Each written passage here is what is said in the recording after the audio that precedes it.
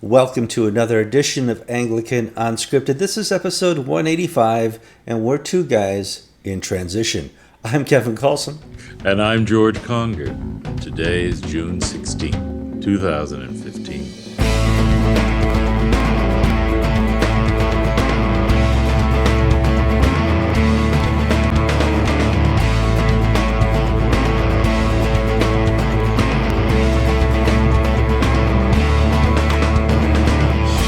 All right, welcome to today's show. Before I get started, we need to talk about some technical issues. George is having a little trouble with his mic, so we moved him off the real nice blue microphone that we both have, and he's now using the mic on the computer, and we'll have to get that fixed at a later date because we're rushed. We're rushed because the Carlson family vacation starts in mere moments. You're going to hear children running up and down the stairs with suitcases and sleeping bags, and you can hear some fights about that's my toothbrush and where's my hair products and all that type of stuff. And that's just normal chaos that we do to enjoy our vacations more.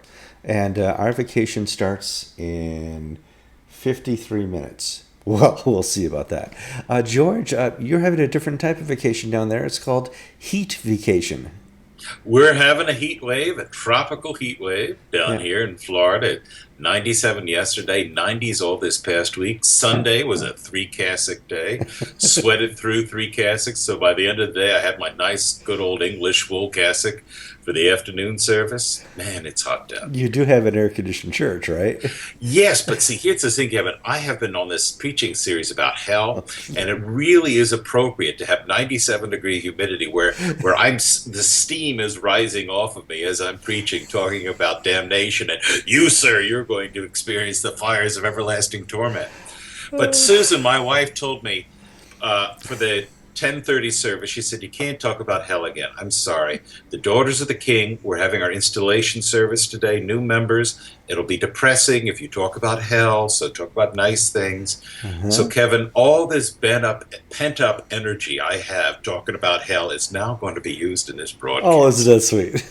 Well, and it's kind of neat because we were talking about the Archbishop of Canterbury, white privilege, and relationships with Africa and especially Nigeria. I woke up this morning and I, as I always do, check out Anglican News, go to anglicaninc.com, and I had my Gomer Pyle moment. I go, surprise, surprise, surprise. Apparently, the new head of the ACC, the Anglican Community Council, had not informed anybody back in Nigeria that he is taking a job working with Lambeth and all those people up in the English portion of the great world, and they found out by reading it on Anglican Ink. Yet the Church of Nigeria has released a statement saying that Josiah Adaiwo Farun is a Nino. A Nigerian in name only. Yes. Now, do you know what a rhino is? A Republican in name only? Yes. That's somebody who's elected on a conservative stand. I'm not going to raise taxes. I'm going to be tough on crime. I'm going to do this and that. Then he goes to Washington and he discovers the joy of spending. Yes. He's a rhino. He has a party affiliation, but not an ideological one. I wish we had more dinos, but okay, yeah. Josiah Adaiwo Farun, the Church of Nigeria, said in a statement we published on Anglican Ink this morning, is a Nino, a Nigerian in name only. Yeah. Let's give a little bit of background. Well, the background is you and I have had a mutual frenemy, I'll use that term, and Kenneth Kiernan, who used to be the previous head of the ACC. He stepped down. His replacement, the white privileged people of Europe found, came from Nigeria, and I can't pronounce his name. It just the Bishop of Kaduna, Josiah Adaiwo Farun. You rule, George. Now, Josiah Adaiwo Farun has a beautiful resume. He was Bishop of Sokoto in northwestern Nigeria in 1990, Bishop of Kaduna in 1998. He has a PhD from, I believe, an English university. He's an expert in Christian-Muslim relations. 2007, he was named a sixth preacher by Archbishop Rowan Williams. That's one of the six preachers at the Canterbury Cathedral. It's the honor given to Tory Balcombe by Justin Welby last year. And in 2013, Josiah Waddell Verone was given the Cross of St. Augustine Ooh. by Justin Welby. So this is an insider, if you will, except he's an outsider as far as the Church of Nigeria is concerned. Well, if I remember correctly, you told me he was demoted. That he's the only person in the history of the Church of Nigeria to be demoted. Well, demoted from archbishop to bishop. Sure. He had been elected by the House of Bishops, Archbishop of the province of Kaduna. Mm-hmm. Well, his sort of accommodation to the Church of England, the Episcopal Church, the Anglican Church of Canada, and maybe there were some personal issues there as well, led in 2007 for him not to be reelected. Now, that was unprecedented. He was, after he got his 6th Preacher Award, Mm-hmm. he was toughed out of office as Archbishop of Kaduna and is now just the plain Bishop of Kaduna. And he has sort of been on the margins of the Nigerian church scene. That doesn't mean he's not a real bishop. It doesn't mean he's done good things. He's a wonderful fellow. Mm-hmm. But he has mishandled the political game, if you will, in Nigeria. And a good example is the Church of Nigeria has some very strong statements about the place of homosexuality, gay marriage, and whatnot under Nigerian civil law. Mm-hmm. And Josiah Waddell Verone made some statements to local newspapers basically saying, yeah, I agree with them. Well, when his name was announced as the new Secretary General of the ACC in April, the gay lobby in the West just went bananas. All the gay, they're not all gay, but the liberal activist bloggers all pulled up these quotes saying, look, here's somebody who is just a real Nigerian. He's... Well, it's interesting because we now have a new term in Anglicanism because another person who was appointed to, was it Dartmouth? What college was he promoted? Dartmouth. There was an African... James Tenga was given a job at Dartmouth, or offered, and when all the liberal activists stood up and said, no, look at these quotes, he couldn't possibly work for us, he lost the job. But before he lost the job, he says, oh, I don't agree with anything I said before. And that's called, we now call that pulling a Tenga. And so this new bishop from Nigeria, head of the ACC, pulls a Tenga. Well, he makes all these disclaimers saying, no, he says, I support Lambeth 110, Mm-hmm. but then he went and said, and here's why I disagree with everything about Lambeth 110. So he's having it both ways. Well, that sort of died down the controversy until the Church of Nigeria released a statement, which we published on Anglican Ink., which said, he's a Nino. He does not represent the Church of Nigeria. His statements on homosexuality are contrary to our statements.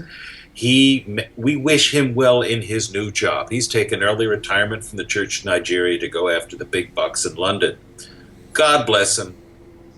We're going to move on.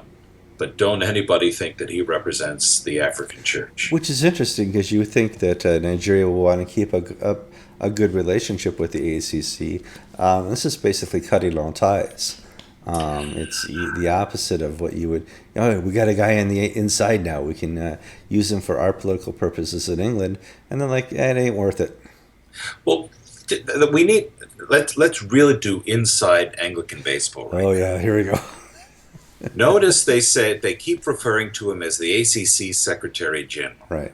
They don't call him the Anglican Communion's Secretary General. That's correct. They call him the Anglican Consultative Council Secretary General. Now, so what? Well, under Kenneth Kieran was able to change his office, the name of his office, with his own authority from ACC to the ACO. In other words, all of a sudden he became the Anglican Communion Secretary General rather than the Secretary General of one particular entity in London.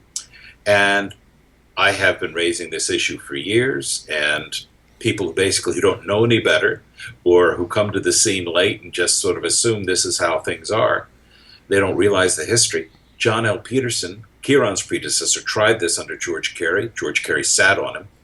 When Kieran was appointed and then you had Ron Williams come in, Kieran sort of did the flip while Williams wasn't looking, and next thing you know, we have new stationery printing. Stationery, new headers, new nothing. Now, so not only are the Nigerians rejecting Adaiwa Farone's credentials as being a representative of the African Church, they're also saying we don't buy this new identity as being the Anglican Communion Office. Mm-hmm. So, Kevin, they're not essentially cutting off their nose to spite their face by saying, oh, we don't like him personally, therefore we're running away from this. What they're essentially saying is this office has no legitimacy. We frankly are too busy being and doing church to worry about the things that the bureaucrats in London are worrying about. It's interesting because Nigeria has bigger fish to fry, and that's kind of interesting because we're going to talk about river gods, fish, fry. What happens on a morning? You never know. So there was a bishop called Bishop Akiakor. What diocese is he from, George? He's Bishop of Amici. In southeastern Nigeria. He puts out he's at a prayer meeting, and he goes pretty hard on the prosperity gospel. Now, people here since 1970 know what the prosperity gospel it is. It's when a preacher gets up, usually in front of a TV, and says, God wants you to be rich. He wants you to look healthy. He wants you to have a full head of hair. He wants you to be thin. And for every dollar you give to God, he will repay you tenfold. I do need a Learjet. I need a big house and 3 other mansions. That's part of the prosperity gospel. And that happens not just here in America in this hedonistic culture. It happens over in Africa, right? And they've been dealing with it as long as we have, even in their poverty. So to see a Nigerian bishop finally stand up and make a statement that really has gone viral on the internet, George. Well, it's not the first time they've spoken about this, but this most recent statement by Bishop Ephraim Akiakor of the Diocese of Amici really has resonated with people in the United States especially. Mm-hmm. It's one of our most popular stories this past week. The bishop said that the prosperity gospel is paganism repackaged for the modern world.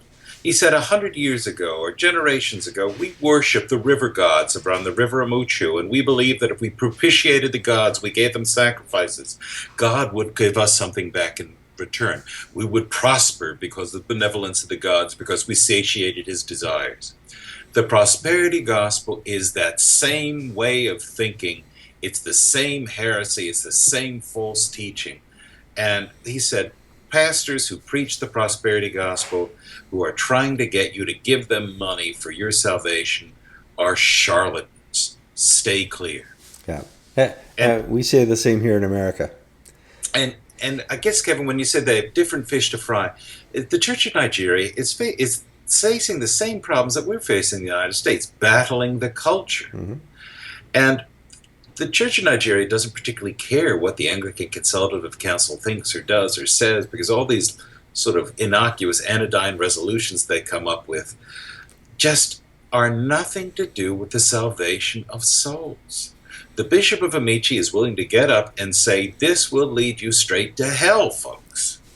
See, this is why I like that sermon. It will lead you straight to hell because God came, Jesus Christ came not to make you rich, thin, and cap your teeth, but to bring you eternal life. And this is the job of the church. This is the message it should proclaim, not global warming, not all the nonsense, that the drivel that is put out by the churches and bishops across the West. I hope we don't have to talk about Pope Francis next week and his climate change thing. But yeah, it's amazing that we've replaced the gospel with so many different messages, not just the prosperity gospel, but certainly this modern westernized gospel. Well, that's the end of this episode, and I'm off to my vacation. And George, I hope you enjoy your warm vacation area. I'm Kevin Carlson. And I'm George Conger. You've been watching episode 185 of Anglican Unscripted.